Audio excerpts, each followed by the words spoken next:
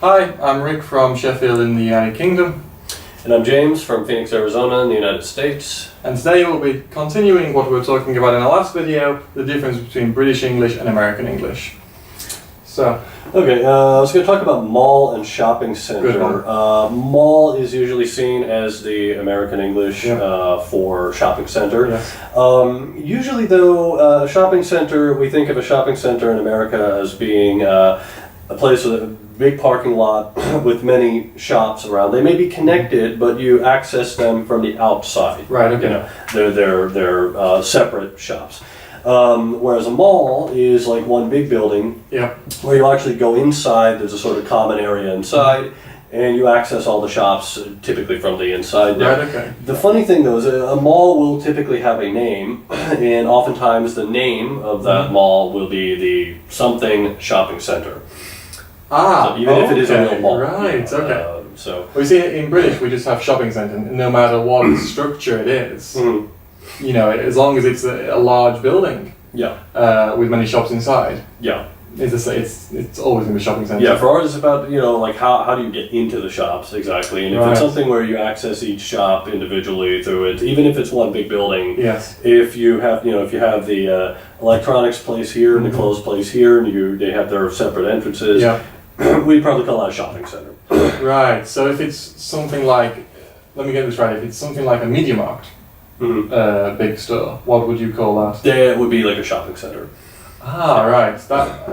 Well, if we're talking about Russia, Европейское shopping center, Европейский, excuse me, that would be a real shopping mall. Right. Okay, that would be a shopping center. Metropolis. Metropolis, Metropolis, that would also be we call that a shopping mall. Ah, that would be shopping center. Atrium. Atrium, That's also definitely a shopping mall. Hodniliad. Yeah, an underground shopping Something mall. like Media Markt for us would be Superstore.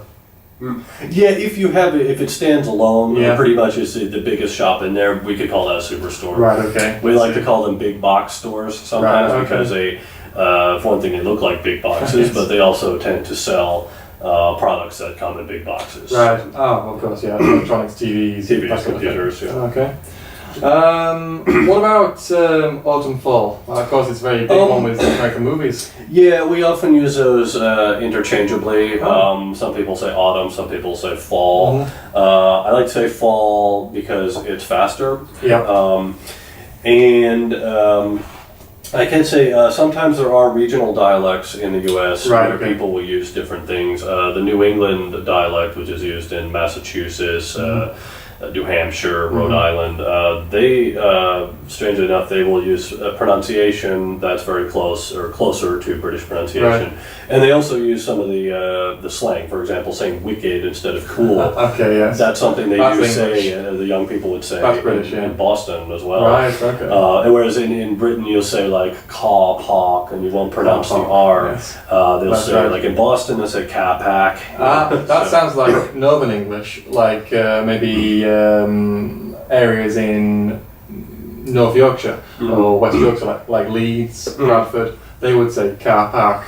Yeah, it's like they sort of take, instead of the ah, ca, ba, park, it changes to like pack, pack the can, the pack. You know. Now, you speaking like that sounds really like a Barnsley or Bradford or Leeds accent in UK. Yeah, because my problem, I can sort of imitate a British accent, but it's more like it takes a lot of concentration because it doesn't fool actual British people. Because I can't hold the same accent all the time. There's so many regional, why am I telling you? In British, there's so many regional dialects. I mean, you go to different places in the UK and people talk totally differently. We don't really have many different, like, for example, if you were to go to Liverpool and London, Liverpool being on northwest, London being Liverpool being northwest, London being southeast. We don't. The accent is like totally different, and the pronunciation is very different. But we don't really have many different words. For example, the only thing I could say is in my city, Sheffield, bread cake. That would be like 2 pieces of bread. Round pieces of bread? Would you put you can make a sandwich from?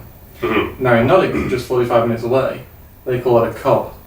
Cob. A cob, yes. That's insane. Exactly, yeah. And there's The bread cake I get, but that's it. And there's more variations of this word around the country. In America, do you have like different words for the same thing? Yeah, one thing, like again, New England, I remember that they tend to call, now this is something that's controversial, I guess, between Britain and the US. What we call, like, from my regional dialect, I would say soda. Soda would include drinks like Coca-Cola, basically anything that is carbonated, that has this gas in it, so that's going to be Coca-Cola, Sprite, Mountain Dew. In other parts of the country, they'll call it other things. They'll call it pop. I think it's fizzy drinks. That's British, yeah. Fizzy drinks in Britain. In New England, I believe they call it tonic. Tonic, yeah. And what's interesting, I did live in Texas for 3 years, and they call all that stuff, all those things, they call Coke, as in Coca-Cola. So, like what, Fanta or Sprite? Yeah, like if they say like, hey, do you want a Coke? And you say like, yeah, sure. I say, well, what kind do you want? We got 7-Up, we got Pepsi, we got, we got the RC, Yes. So it's all Coke. It's a brand name for everything. That's really strange. I mean, like you said about tonic in what state was that? New England area, so that's like Massachusetts, Rhode Island, Connecticut. Tonic in British would be basically tonic water, not fizzy water, not carbonated water, but it's a special type of water, which generally you say, if you go to a bar, you say gin and tonic. So gin and tonic water. So it's totally different sort of product. Yeah, they do sometimes call, like in a lot of parts in the US, they would call, like what you call tonic water, they would call club soda. I've heard of that before, actually, probably from American movies. Yeah. Usually in American television shows and movies, the guy who used to be an alcoholic who has given up drinking, when he goes to the bar, he has a club soda. Yeah, that's right, yes. So.